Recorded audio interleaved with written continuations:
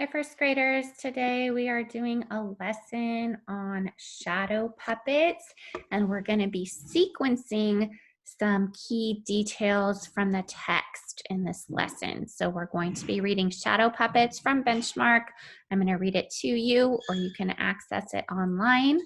And then we are doing this page in your comprehension booklet about sequencing instructions. Okay, so have those materials ready for the lesson today. Let's go ahead and read Shadow Puppets. This type of text is going to give us instructions. It's kind of like a how-to text, which you learned how to write in kindergarten.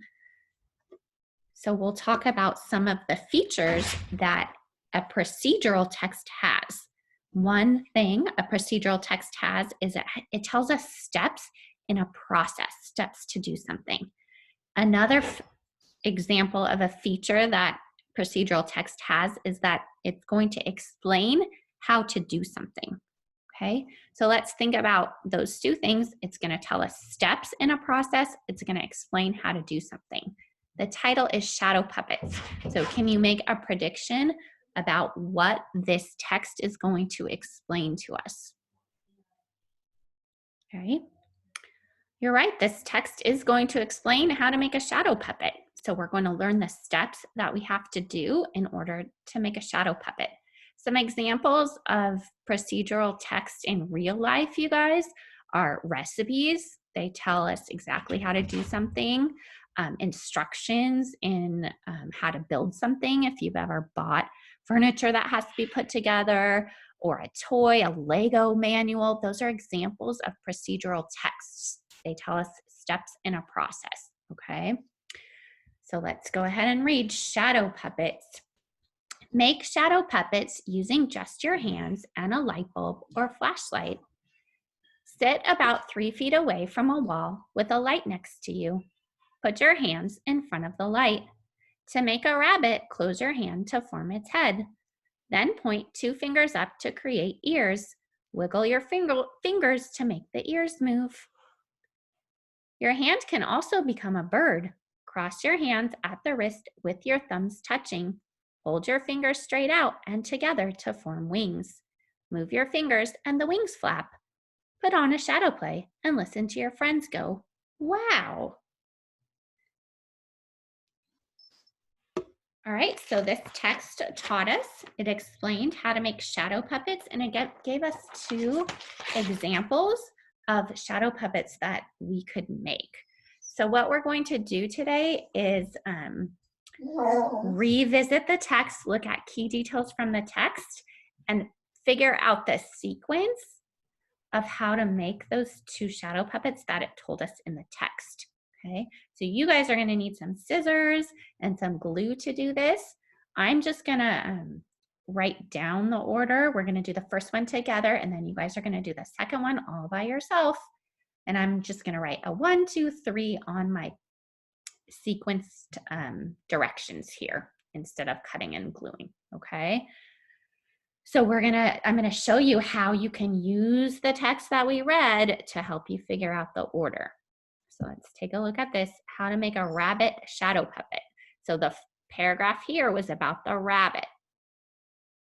So let's reread it. Sit about 3 feet away from a wall with a light next to you. Put your hands in front of the light. To make a rabbit, close your hand to form its head. Then point 2 fingers up to create ears. Wiggle your fingers to make the ears move. Okay, let's look at our choices here. Then point 2 fingers up to create ears. Well, that's definitely about the rabbit shadow puppet, but it's not the first thing we do because it had the word then. That means something had to come first. Let's read the second one. So maybe the first thing we do is I'm going to write an R for rabbit because that was the rabbit directions. Hold your fingers straight out and together to form wings. Well, rabbits don't have wings, so this must be about the bird. So I'm going to write a B for bird. Close your hand to form its head. Well, the bird has a head, but so does the rabbit, so I better go back and check the text. Let's see. Put your hands in front of the light to make a rabbit. Close your hand to form its head. Oh, that's the rabbit. Put an R there. Wiggle your fingers to make the ears move. This is definitely about the rabbit because the rabbit has ears. Cross your hands at the wrist with your thumbs touching. Well, I can see in the bird picture, the picture matches those words, so that must be about the bird. Move your fingers and the wings flap. Again, that's the bird because birds have wings and rabbits do not. Okay, now that we have our instructions sorted in between the two shadows, now we're going to sequence the rabbit directions and then you're going to sequence the bird shadow directions on your own. So I had 3 rabbit directions. Then put 2 fingers up to create ears. And I already told you this can't be the first direction because it said then. If it says then, that means something had to come first. Wiggle your fingers to make the ears move. Close your hand to form its head. I think that's the first direction, so I'm going to write a 1. If I went back to the text, to make a rabbit, close your hand to form its head. Then point 2 fingers up to create ears, or wiggle your fingers to make the ears move. Well, we can't wiggle our fingers to make the ears move before we made the ears, so this must be second. Which means third, wiggle your ears to make the ears move. Okay, so now I can cut and glue these into the flow chart here. And now you are going to sequence all on your own the directions for how to make a bird shadow puppet. And then you guys could try it in real life. See if you can make a shadow puppet, a rabbit, a bird, and maybe even your own. Thanks for listening. I'll see you guys next time.